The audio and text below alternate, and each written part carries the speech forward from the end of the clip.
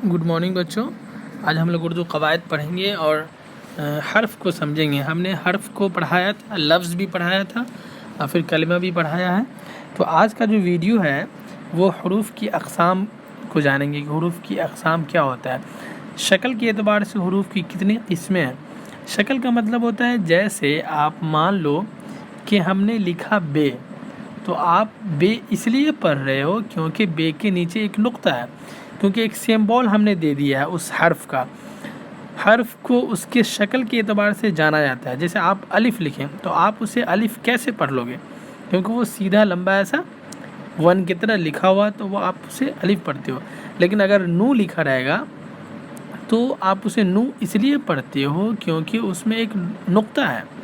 खे इसलिए पढ़ते हो क्योंकि खे के ऊपर एक नुक्ता है। ठीक इसी तरह इंसान को पहचानने के लिए उसकी शक्ल को पहचानना ज़रूरी है। जैसे आपने किसी आदमी का शक्ल देख लिया चोरी करते हुए, तो कभी भी फ्यूचर में मुस्तकबिल में उससे मुलाकात होगी तो आपको लगेगा कि नहीं, इस शक्ल का आदमी चोर था, मैं वहाँ देखा था इसको चोरी करते हुए, तो उसको शक्ल से आपने पहचाना। तो ठीक इसी तरह हरूफ की भी कुछ किस्में हैं शक्ल के एतबार से, जो आज हम लोग पढ़ेंगे।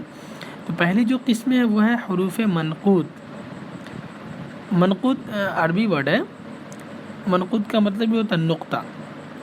हरूफ मनक़ूत वो हरूफ जिन पर नुक्ता होता है, जैसे बे, ते, से, खे, गैन वगैरह।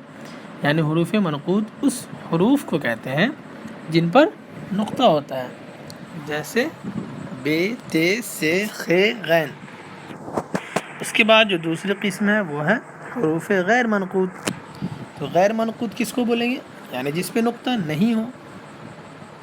वो हरूफ जिन पर नुक्ता नहीं होता है उसे हरूफ गैर मनक़ूत कहते हैं, जैसे अलिफ, हे, दाल, रे, वाव, लाम, मीम। इस तरह से और भी हरूफ हैं जिस पे नुक्ता नहीं होता है, तो वो सारे के सारे गैर मनक़ूत हरूफ कहलाएंगे। इसके बाद है बच्चों हरूफ मुवहिद। मुवहिद का मतलब ही होता है तन्हा, अकेला। ये वाहिद से बना है मुवहिद। वो हरूफ जिन पर एक नुक्ता होता है। जाहिर सी बात है कुछ ऐसे हरूफ हैं जिन पे दो दो नुक्ते हैं, जैसे ये है, जैसे ते है। तो कह रहे हैं कि ऐसे हरूफ जिन पर एक नुक्ता होता है उसे हरूफ मुवहिद कहते हैं, जैसे बे, जीम, नू वगैरह। इसके बाद है अगली किस्म हरूफ मुसन्नात।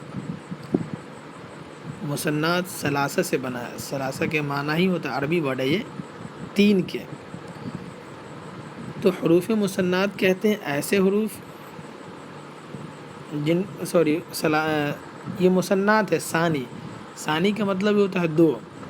ये सलासा नहीं बल्कि सानी का मतलब में सानी कहते हैं दो को। तो वो हरूफ जिन पर दो नुक्ते होते हैं उसे हरूफ मुसन्नात कहते हैं, जैसे ते, काफ, ये वगैरह। उसके बाद है हरूफ मुसल्लिसा। अब ये है सलासा, तीन हर्फ वाले या तीन नुक्ते वाले। वो हरूफ जिन पर तीन नुक्ते होते हैं उसे हरूफ मुसल्लिसा कहते हैं, या सलासा भी कह सकते हैं, जैसे पे, चे, से। अब देख सकते हो तीनों पे तीन तीन नुक्ते हैं। पे के नीचे तीन नुक्ते हैं, चे के बीच में तीन नुक्ता है, जे के ऊपर तीन नुक्ता है। एक ऐसा भी जे होता है जिसके ऊपर एक नुक्ता है, यानी एक नुक्ता वाला भी जे होता है, और ये जे है। उसके बाद है हरूफ फ़ौक़ानी। फ़ौक़ का मतलब होता है ऊपर।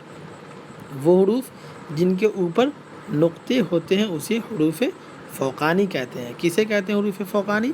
जिस हर्फ के ऊपर नुक्ता होता है उस हर्फ को हरूफ फ़ौक़ानी कहते हैं। ते, से, जाल, खे, गैन, ये सारे के सारे ऊपर में नुक्ते होते हैं। उसके बाद है हरूफ तहतानी। वो हरूफ जिनके नीचे नुक्ते होते हैं, जैसे बे, चे, ये, इस तरह के और भी हो सकते हैं। तो हरूफ तहतानी वो हरूफ होते हैं जिनके नीचे में नुक्ते होते हैं, जैसे बे, चे वगैरह। तो बच्चों आप लोगों ने आज क्या समझा? हरूफ को समझा, शक्ल के एतबार से हरूफ की